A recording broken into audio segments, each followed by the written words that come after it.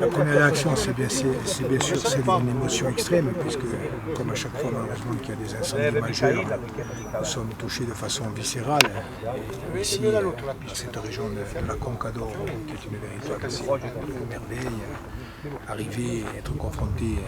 de façon directe et brutale à ce paysage lunaire, là où avant il y avait des arbousiers, des chênes, des maquis, c'est bien sûr une émotion extrêmement douloureuse qui est ressentie par tout le monde, par celles et ceux qui vivent ici, par les élus, par les soldats du feu. Donc au-delà de l'émotion, maintenant nous sommes aussi dans la réflexion et dans l'action nécessairement, et c'est aussi notre devoir de responsables politiques.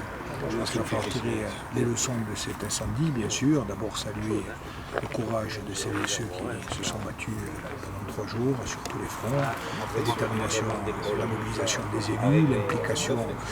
des populations de tous les villages, des agriculteurs, des gens qui se sont entraînés, et puis bien sûr le travail remarquable qui a été effectué dans des conditions difficiles par l'ensemble des personnels du 6-2B, par l'ensemble des personnels qui étaient engagés sur le terrain. La réflexion,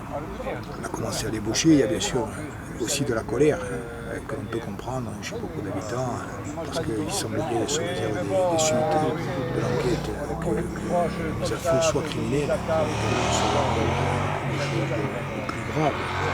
Donc il faut réfléchir aussi de ce côté-là, comment faire véritablement pour empêcher ces comportements qui sont des comportements objectivement criminels. Et puis aussi de la colère et de l'incompréhension aussi quelquefois par rapport aux choix qui sont faits en termes de lutte contre le feu, mais je pense que là aussi il faut avoir une discussion apaisée. Je salue le travail qui a été fait. La réflexion va porter sur plusieurs points. D'abord en amont bien sûr la prévention, le renforcement de la politique de massif, de la constitution de pare-feu, l'installation d'agriculteurs,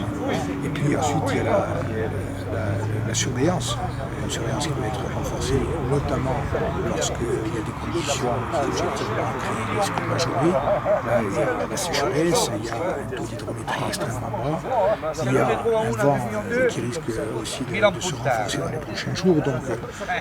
nous avons connu l'enfer ces quelques jours, mais nous devons avoir en tête aussi que le pire est encore possiblement à venir, donc être extrêmement vigilant, renforcer la surveillance de jour comme de nuit, et puis parmi les points à mon avis sur lesquels il faut ouvrir une réflexion, on se rend compte que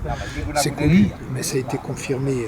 y compris dans le contexte de pression incendiaire de ces quelques jours, puisque je rappelle qu'il y a eu plusieurs dizaines de mises à feu criminelles. Un des seuls moyens de lutter efficacement contre le feu, c'est de l'éteindre et de le tuer au moment où il part. Et donc il faudra notamment que la collectivité territoriale de Corse réfléchisse en concertation bien sûr avec les actuels conseils départementaux et avec les 2 SDIS, comment faire pour renforcer pendant l'été nos moyens d'intervention rapide. Je crois que ça c'est une piste de réflexion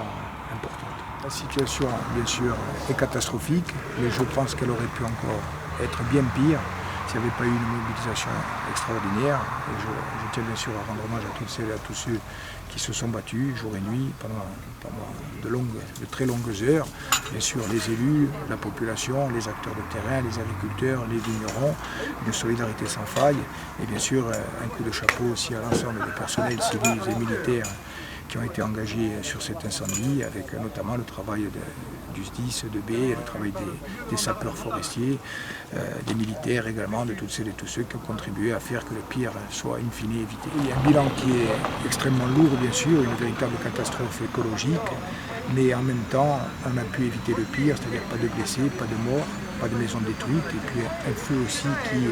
sous réserve de son extinction définitive, a été arrêté, alors même qu'il aurait pu avoir des conséquences encore plus catastrophiques.